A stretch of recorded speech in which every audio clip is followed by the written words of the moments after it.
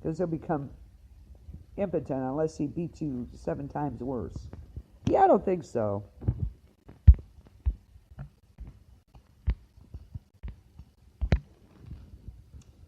Okay, here's another one. Don't move an old broom into a new house. It swept up all the bad luck in the old house. Don't bring it into your new house. I've heard that one. And a broom should never touch a head. This is very bad luck. Well, I don't hit people when I ride it, but you know.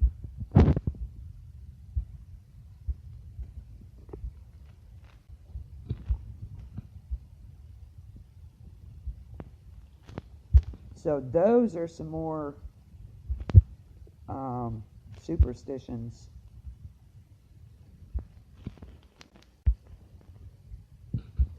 And how about the old wives' tales? Those are always pretty good to that are passed down. An apple a day keeps the doctor away. There you go.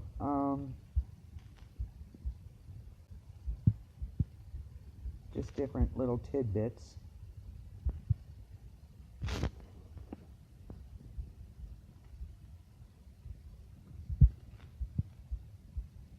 An apple a day. Eating bananas gets you a boy. Okay. The full moon makes for some weird behavior. Yeah. Oh, I'm sorry. I'm sorry. That's me. Sorry, Michelle. Yeah. On and out. Okay. What about the old wives' tales about people get weird on the full moon? Yeah, you think?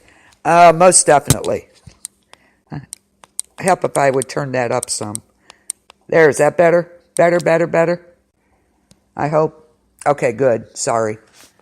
Several studies have proved that the incidence of crimes, emergency room, yeah, they're here. I told you they were.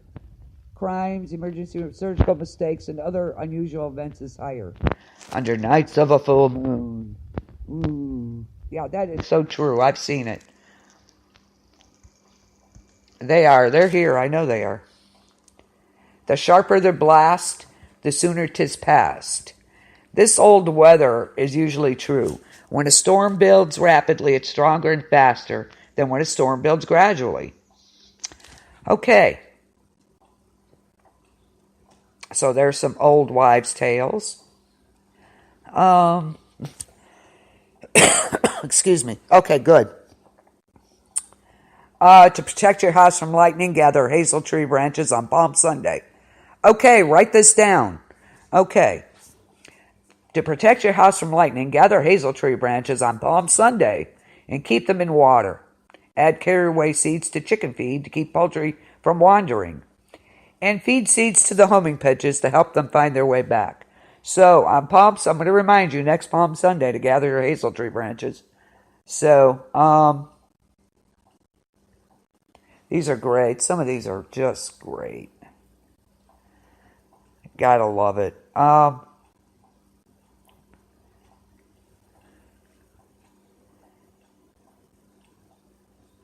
When you were young, here's a question. When you were young, did your mother run around the house draping sheets over mirrors when a thunderstorm was on the way? Or, of course, yell at you for opening your umbrella inside. Wives' tales and superstitions that millions of people grew up hearing about. It's hard to shake them off completely. It's just some things we just do, you know? They often arise around things that scare people the most. And some of them are freaky, as follows. Pinky Pinky. Okay, the story of Pinky Pinky is an urban legend and old wives' tale rolled into one. With the advent of democracy in South Africa in 1994, a story started doing the rounds in schools about a monster that awaits girls in the school toilet. Girls were warned by their friends not to wear pink to school because this would anger the creature, who would try to attack them. And this grew, and sightings of the monster, dubbed Pinky Pinky, were reported at many schools around the country. It was said to resemble a boogeyman or a tokoloshi, which is an African mythical creature, had one paw and one claw. Boys could not see the creature, but some claim to have been attacked by it and left scratched and bruised. Of course, no solid proof exists, but no one really knows what prompted the Pinky tale. It's been suggested that it was an embodiment of the fear young girls had of going to school toilets by themselves. So Pinky seems to have left the building in most cases, with only 1 or 2 sightings still being reported as the years go by. So there you go. How about corpses with open eyes? Ooh, this one's good. These are freaky ones. It was once popularly believed that if a person died and their eyes remained open, they were looking for someone to take them to their final destination. This was usually assumed to be someone within the family or family of the deceased person. Okay? To prevent this from happening, the British would close the eyes of the dead person and place 2 pennies on the eyelids to prevent them from opening again. In Greek mythology, a coin was placed in the deceased's mouth, of course, we know this, and to pay the ferryman to take their soul across the river Styx. They had to have their fare. This reasoning is sometimes spread to the British practice as well. It was also believed that if a person died and their eyes stayed open, it was the work of evil spirits that wouldn't let them rest. In a creepy turn of events in a small village, a corpse halted his own funeral because he refused to keep his eyes closed. Okay. The man who was in his 80s had a long, drawn-out illness before he finally passed away. When his relatives gathered at the morgue to prepare his body for the funeral, they were shocked to see him blinking. Asking for advice from a traditional healer, the family decided to bury the man in a blanket and not a coffin, just in case. So there you go. And I've also heard wizards sleep with their eyes open. Did you know that? Wizards sleep with their eyes open. Didn't know if you knew that. Another freaky one called dead hands. Next time you're at a funeral, make sure to look after your own health. Otherwise, you might get closer to the deceased than you would wish for. Folklore has it that the hands of a dead person have healing powers. Regardless of what type of disease a person has, it was thought that laying the hands of a dead person upon them would cure it. In Britain, it was believed that a dead hand was especially helpful in reducing swelling. Who thinks of this? I really want to know this. This is, wow. Many times, an Irish household that experienced a death in the family would be overrun by sick people trying to get to the corpse. Ideally, the dead person should be the opposite sex of the sick person. After being touched, the sick person would have to lie down in bed. A line north to south, of course. Write this down. I hope you're taking notes, people. We're having a quiz later. It was also thought that the sheets and other bedding the person was wrapped in when they died would contain some of the magic. People would wrap the material around the aching parts of their bodies to reduce pain and cure the disease. Okay, what do you think of that one? I don't know. I don't know. Okay, here's one. Chewing gum after midnight. Well, then I'd be in trouble because I chew it at work. Okay, no culture is free from superstitions, and many of them connected with our fear of death.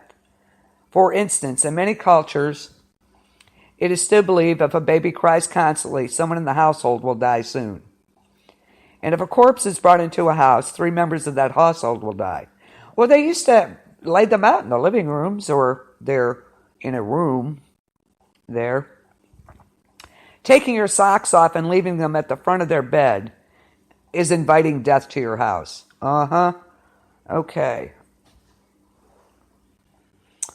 Far more gruesome is an old wives' tale from Turkey that warns against chewing gum after midnight. In English-speaking countries, the superstition persists that chewing gum remains in your digestive system for 7 years. Okay. But in Turkey, children are told that gum chewed after midnight transforms into rotten, decaying flesh. Oh, isn't that nice? In some parts of Turkey, the gum wouldn't wait until the witching hour to turn into dead flesh. Any hour after dark would do it. Okay. No. Here's another one. Evil spirits are following you. In Korea, folks who take old wives' tales seriously go to a lot of effort to make sure no bad luck befalls them. For example, it is believed that when you move into a new home, the evil spirits and ghosts from the old home move in with you. Okay.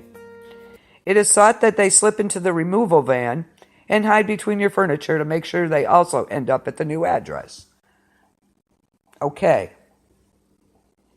Yeah, you might. I don't know. And of course there's, what music? What music? Music is overpowering you. I have no idea. I have no music playing. I don't know what you're hearing. There's no music playing. Honest. Maybe I'm picking something up. I don't know. See, the ghosts are here, or the freaks. The freaks are playing it, apparently. I'm not playing any music. So, but when you move, your ghosts and evil spirits are coming with you. So there you go. They hide in your furniture van. There's no music. It's gone. There's no music, Valerie. That's what I'm saying. I don't know where it's coming from. The last song I played was I Put a Spell on You, so I have no idea.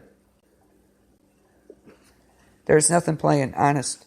But there are certain safe days every month when the evil spirits are not present and not paying attention. And that's the best days to move. And Korean removal companies will mark these days on the calendar. It's the freaks. They got in the tablet again. I told you they were here. To trick spirits even further, don't clean up behind them before leaving for your new home. That throws the evil ghost guys off track, making them think you haven't moved. Now there you go. How about seeing your future husband? Oh, there you go. I told you it was the freaks.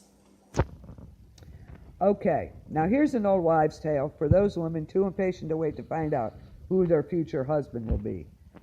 Why would you want to know? I think you'll know who he is.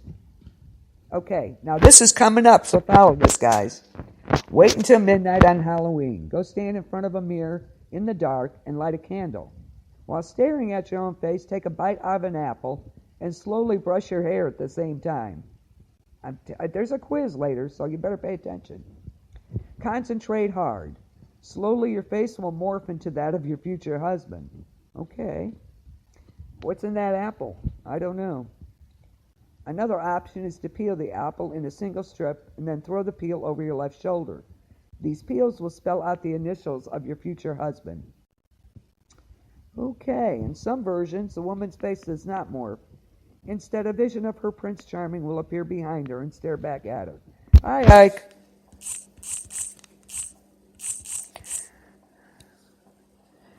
How you doing tonight? They're hearing things. So, I think it's all this talk about superstitions. They're hearing music and stuff now. So, there you go. So, if your face doesn't morph, the vision of her Prince Charming will appear behind her and stare back at her. I want to know what's in those apples. That's what I want to know. There's Lori. These tales go back to ancient Celtic times and the festival of Samhain, which is a traditional Celtic New Year. It is almost identical to modern-day Halloween. The Celts believed that during the celebration, time ceased to have meaning and spirits crossed over. So there you go. Peoples would light bonfires to protect themselves. So we all need to do this on Halloween night.